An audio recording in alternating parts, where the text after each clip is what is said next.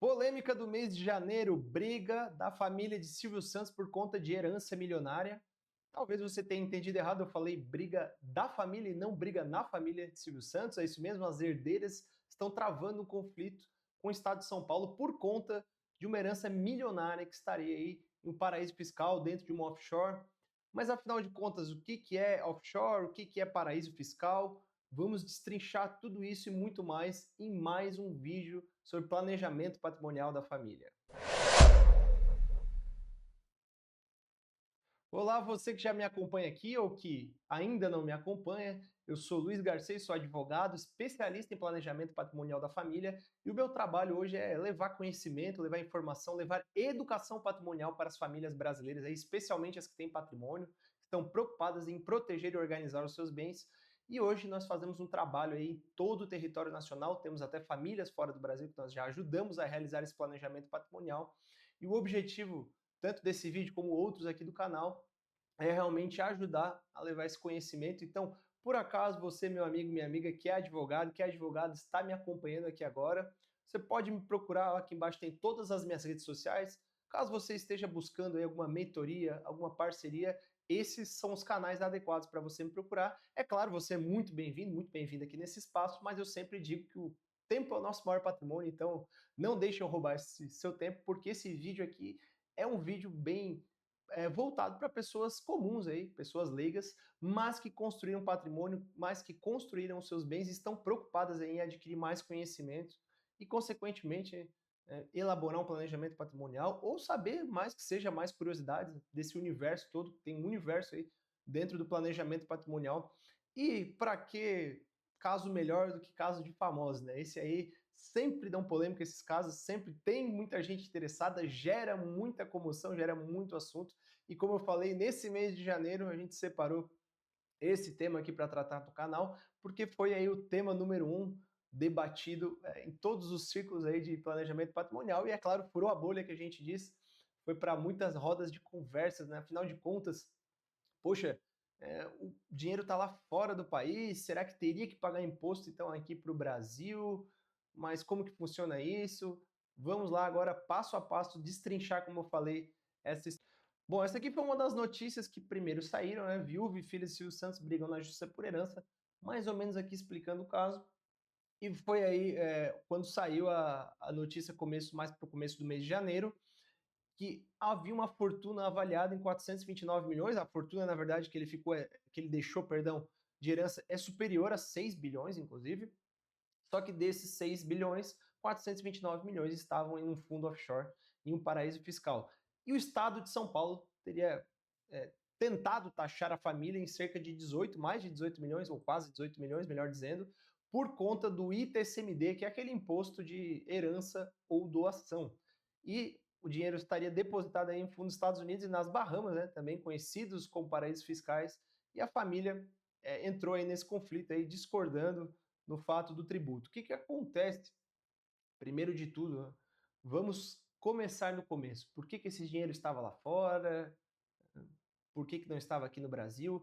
Isso nada mais é do que uma estratégia que a família do Silvio Santos, ou com certeza aí os advogados da família, adotaram, né, para ter um impacto menor de tributos, um impacto menor no imposto. Então, o que são essas offshores que a gente chama? Offshore é qualquer empresa, qualquer estrutura jurídica que esteja fora, né, se a gente for pegar a tradução literal ali do inglês, offshore é fora da costa, então qualquer estrutura jurídica que esteja fora do país de origem. E aí posso abrir uma empresa, por exemplo, aqui no país vizinho, como a Argentina, e falar que é uma offshore, afinal é uma empresa que está fora do país. E aí, claro, vem aquela primeira pergunta: será que é legal, dentro da lei, ter uma offshore, ter uma estrutura dessas? E aí eu vou não falar com as minhas palavras, mas com as próprias palavras da nossa Receita Federal. Olha aqui o que o site do Ministério da Fazenda e da Receita Federal do Brasil fala sobre offshore.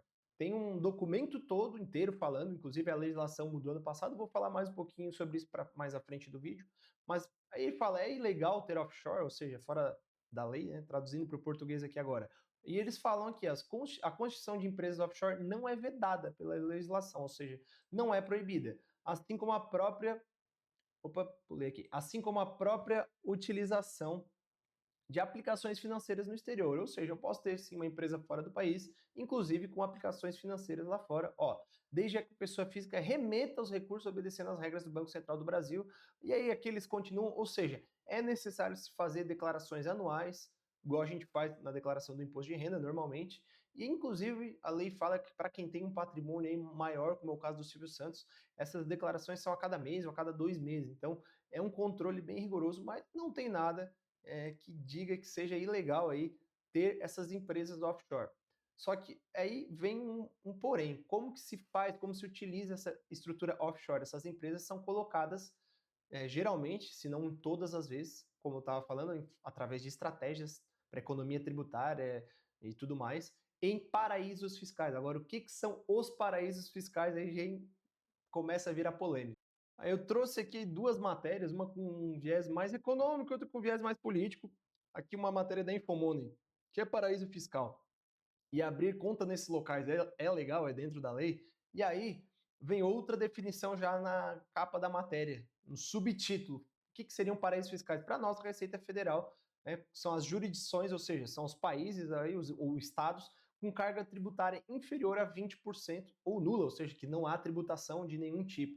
E aí, resumidamente, é isso. O paraíso fiscal, como o próprio nome já sugere, é um local onde aquele país, aquele estado resolveu adotar políticas onde as taxas, as taxações, os impostos, os tributos no geral são muito menores ou até inexistentes em algum caso. Então, aqui a matéria vai falando, segundo a própria instrução normativa da Receita Federal, que tem cerca de 70 regiões consideradas paraísos fiscais. E olha só nos exemplos que traz aqui na matéria, a gente vê vários exemplos, mas o que chama atenção, ó, Andorra, Antigua e Barbuda, Barbados, Belize, ó, também aqui Ilhas Virgens Britânicas, BVI, na sigla em inglês, Ilhas Caimã, todas ilhas aqui do Caribe, na nossa região. Então a gente tem, né, o Panamá também, enfim, a gente tem já essa visão que quando fala em paraíso fiscal a gente enxerga aquela ilha bonita, paradisíaca. Então, os países dessas regiões justamente adotaram essa política de criar paraísos fiscais, criar políticas econômicas e tributárias mais suaves para atrair investimentos, para atrair dinheiro. Então, os países foram lá, criaram legislações muito mais brandas nessa parte, consequentemente para atrair investidores, atrair capital de fora. Considerando que, vamos lá, é um país que muito pequeno, extensão territorial minúscula, não tem poderio econômico, não tem poderio bélico, muitas vezes ali sobrevive exclusivamente do turismo, e aí é um turismo sazonal, aquele turismo de época, não tem um comércio forte, não tem indústrias. Então, isso são estratégias que eles acabam usando. Só que o que acontece? Já no imaginário já está meio que povoado, que falou em paraíso fiscal, automaticamente falou em coisas ruins, aí, em coisas ilegais. Aqui agora eu trouxe até uma matéria, uma página num viés mais político, olha só, paraísos fiscais, endereços da corrupção. E, de certa forma, isso até está um pouco correto. Claro, tem muito aqui a carga emocional nessa matéria e tudo mais, mas o que, que acontece? Como esses países todos, olha que como tem países na América Central principalmente, como eles adotaram essa política fiscal mais suave, eles também deixaram muito flexíveis, né? Flexibilizaram muito as leis de fiscalização em si. Então isso atraiu inúmeros o quê? Criminosos mesmo, não só corruptos, mas também traficantes, desde pessoal que joga no bicho, sei lá, bicheiros, né, aqui no Brasil, até mega terroristas aí mundo afora. Então, assim, realmente os paraísos fiscais, muitas vezes eles se confundem ali, pessoas que têm um dinheiro honesto lá, como muito provavelmente tudo aparenta ser é o caso da família de Silvio Santos, mas acaba tendo muito dinheiro sujo lá dentro. Inclusive, a gente tem até aquela visão lá de Hollywood, sabe aquele filme que tá no auge lá, quando vai rolar aquela transação assim, alguém, não, você vai mandar o dinheiro lá para aquela conta no paraíso fiscal, um dinheiro não rastreável, então fica toda aquela coisa no imaginário. Inclusive aí agora falando de filmes, tem um filme muito interessante, inclusive tá na plataforma vermelhinha, aquela com N, não vou ficar fazendo propaganda de graça aqui, e ele se chama A Lavanderia. É meio que um filme documentário. O que, que se passa, qual que é a trama desse filme? É uma história real sobre o caso, não sei se vocês já ouviram falar, do Panama Papers, que foi quando vazou vários documentos e várias informações de contas em paraísos fiscais lá no Panamá. E lá tinha, inclusive se encontrou nome de traficantes grandes aí, de cartéis internacionais, até nome de terroristas e nome de muitos políticos lá também no meio, com dinheiro sujo. Então quando vazou isso aí, deu aquele bafafá todo. E depois que isso aconteceu, agora, já nos anos 2010, próximo de 2020 já, quando isso aconteceu, mudou toda a política fiscal do Panamá e de outros países. Então, eles começaram a ser mais rigorosos na questão da abertura de contas, né, de como aquele dinheiro transita lá. Claro, eles continuam sendo países bem flexíveis na parte financeira, na parte tributária, na economia, mas ficou cada vez assim mais difícil, vamos dizer, como é que eu vou explicar melhor? Passar conversa ali, botar dinheiro ilegal lá, justamente por conta disso.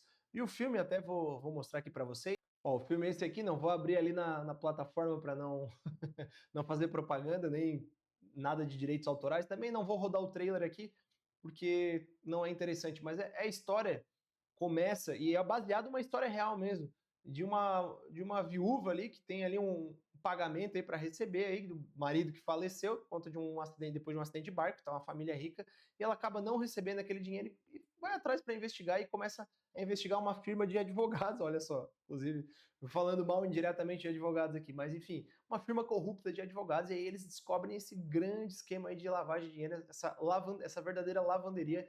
Inclusive, fica aqui um spoiler, tem uma construtora, uma empreiteira muito famosa que é do Brasil, do estado da Bahia, não vou falar o nome, mas até aí com essas informações imagino que vocês já sabem, essa empreiteira inclusive esteve envolvida na Lava Jato, e ela tem obras e filiais pela América Latina inteira, e ela é diretamente citada aí dentro dos esquemas de corrupção. Então, vejam que o imaginário popular já tem essa, né, já nos povoa essa questão de que, poxa, está uma offshore, que eu expliquei o que é, lá no paraíso fiscal, que eu também expliquei o que é, geralmente quer dizer que é dinheiro ilícito, mas não tem nada a ver. E muito provavelmente, como eu falei agora, vindo para o foco do nosso vídeo, no caso do Silvio Santos não tem nada a ver com isso. E aí o que acontece? Agora, no ano passado, com a reforma tributária, mudou a lei que fala sobre offshores. Não vou puxar a legislação aqui para não ficar maçante o vídeo, isso aqui não é uma aula, como eu falei, não é para nenhum profissional do direito, nem da contabilidade, é para você que tem patrimônio, você que está curioso, curiosa, quer aprender mais aqui sobre planejamento patrimonial. Então mudou a legislação e algumas coisas foram incluídas ali, inclusive dizendo que tem agora uma tributação para se pagar, mas sobre os lucros que geram essas empresas offshore. No caso do Silvio Santos, todo esse dinheiro, esse patrimônio foi movido para lá justamente com essa forma de planejamento patrimonial, forma de economizar impostos, uma forma de, dentro da lei, através de um planejamento tributário e um planejamento sucessório ali, patrimonial, não pagar ou pagar menos tributos. O que acontece é que, com a reforma tributária e também na nossa própria Constituição, foi alterada ali, depois que aprovou a reforma, tem um dispositivo lá, uma lei, uma parte legal que fala que deve sim ser tributada a herança agora, ser cobrada a herança em cima dessa, imposto de herança em cima dessas offshores. A questão que acontece, que inclusive já foi debatido pelo STF há pouco tempo atrás, e foi, né, já pacificado, vamos dizer assim, é que para isso agora cada estado, né, lembrando que, para quem não sabe, claro, né, e explicando para aqueles que não conhecem, o imposto de doação e de herança é de competência, ou seja, de responsabilidade dos estados, estados federações, né? O caso de Santa Catarina, meu estado, vai fazer a sua lei sobre ITCMD, imposto de herança e doação. São Paulo vai ter a sua lei, Amazonas vai ter a sua lei, Bahia vai ter a sua lei. Então, cada estado vai ter a sua lei falando sobre aquilo. E os estados não criaram ainda leis específicas como que seria essa tributação dessas empresas offshore. E aí começou a grande briga justamente da família do Silvio Santos, das herdeiras aí do senador Abravanel, para bater o pé e dizer, não, eles estão querendo cobrar os 4% que o Estado de São Paulo lá cobra em cima dessa empresa offshore, que com esse patrimônio todo daria 18 milhões de tributo. Não, eles estão querendo cobrar a partir de uma coisa que não existe, uma lei que ainda não tem. E olha só que curioso, poucos dias depois, e aí, claro, é um caso que deu muita repercussão, logo poucos dias depois, a Justiça foi lá e concedeu uma liminar, aquela tutela antecipada de urgência, trazendo para o juridiquês, no popular liminar, aquela decisão antecipada, antes do processo terminar, já em sede liminar, falou que a família não teria que pagar realmente, eximiu, ou seja, tirou a obrigação da família de pagar aquele valor, para garantir que isso fosse concedido, inclusive, a família, que tem com certeza muito recurso, foi lá e depositou esses 18 milhões, foi lá e depositou esse pouco mais de 17 milhões, quase 18 milhões, em juízo. Ou seja, dentro de uma conta lá na justiça, colocaram aquele dinheiro lá só para dizer assim, ó, não, nós estamos colocando isso aqui como garantia, mas nós não queremos pagar esse valor, porque a gente entende realmente, como eu falei, que não tem lei que fale sobre isso, sobre esse dinheiro que, ó, inclusive está lá nas Bahamas, né? Famoso paraíso fiscal, então, e aí, inclusive, essas matérias muitas vezes acabam gerando esse preconceito. Então, o que que acontece? Será que, nossa, então o procurador do Estado de São Paulo, lá da Secretaria da Fazenda, não sabe de nada? Ele foi lá e inventou uma tese. Claro, um pouco, eles vão lá no famoso vai que cola, né? Vamos buscar isso, porque vai que a família paga, não busca a justiça e a gente acaba arrecadando aí de quebra 18 milhões para os nossos cofres públicos aí para o Estado de São Paulo. Sim, com certeza teve esse pensamento, mas eu imagino, e aqui, claro, é uma dedução totalmente minha, é uma interpretação totalmente minha, Luiz Garcês, que estou fazendo essa dedução usando aí o meu conhecimento, meu poder de lógica aqui. Eles sabem, muito provavelmente, que a família iria contestar isso na justiça e que muito provavelmente, porque como já foi decidido pela STF, que esses estados não têm lei ainda sobre isso, então que muito provavelmente eles perderiam. Só que com isso, olha que jogada inteligente do estado de São Paulo fazendo isso. Eles abrem margem para uma discussão, geram um monte de notícias como essas que a gente viu e, poxa, dá aquele estalo. Está na hora do Legislativo trabalhar. Inclusive, o Legislativo de São Paulo, a Alesp, a Assembleia Legislativa de São Paulo, os deputados estaduais já estão debatendo desde o ano passado uma aprovação aí para sair alterando a lei do imposto de doação e herança, já adotando aquela progressividade do percentual, ou seja, não manter mais aquele percentual fixo de 4% que o Estado de São Paulo cobra, mas quanto maior for o patrimônio, ir progredindo até o limite que hoje é de 8%. Hoje o limite é de 8%. Mas vem por aí mudanças, desde o ano passado também, os estados todos ali, os secretários de Fazenda já se reuniram e já debateram para aumentar esse imposto para 21%. Então, isso muito provavelmente vai mudar em breve. Então, atenção, você que não tem seu planejamento patrimonial, fica de olho aí, porque muito em breve a gente não vai ter mais esse teto, esse limite de 8% na tributação da doação e da herança. Muito provavelmente vamos passar de 20%. É uma coisa aí para se atentar, para estar de olho. Mas então, finalizando aqui para o final desse vídeo, nesse caso do Silvio Santos, eu enxergo muito que foi isso. Poxa, vamos trazer esse assunto, vamos trazer para a mídia, vai furar a bolha, vai ser divulgado, porque é uma pessoa pública muito conhecida, muito querida, para muitos, para mim também, o maior apresentador de todos os tempos aí do país, do Brasil, Silvio Santos.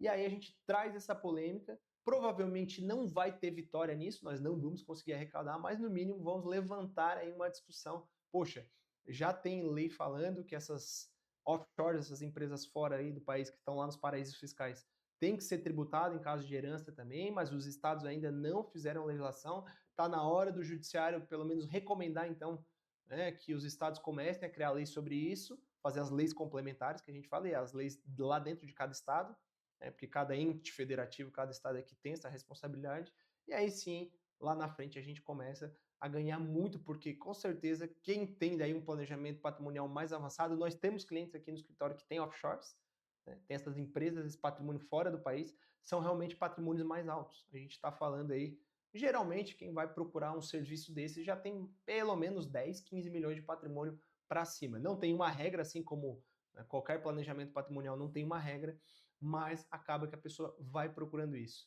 E aí eu quero saber de você, ficou interessado sobre esse assunto? Já aproveita, se inscreve no nosso canal, ó, clica aqui embaixo, dá um curtir, dá um joinha para chegar em mais pessoas esse vídeo. As redes sociais estão aqui embaixo na descrição do vídeo também, você pode se inscrever nas minhas redes sociais. E daqui a pouco, aí, muito em breve, nós vamos ter aí um evento sobre planejamento patrimonial, né, uma imersão aí, mais ou menos nesse estilo, onde durante alguns dias eu vou trazer tudo para você, você que tem patrimônio, você que tem filhos, você que tem netos, você que tem família e tem um patrimônio constituído, mas ainda não tem o seu planejamento patrimonial. Nós estamos aí prestes a lançar um grande evento, fica de olho aí no nosso canal e também nas nossas redes sociais para não ficar por fora e não perder esse super evento que vai ser aí fantástico para você saber tudo, o que fazer, o que não fazer e como ainda em 2025 fazer o seu planejamento patrimonial. No mais, conta comigo. Ó, vou pedir de novo, dá o joinha aqui, se inscreve no canal e eu te vejo já já, até breve. Muito obrigado.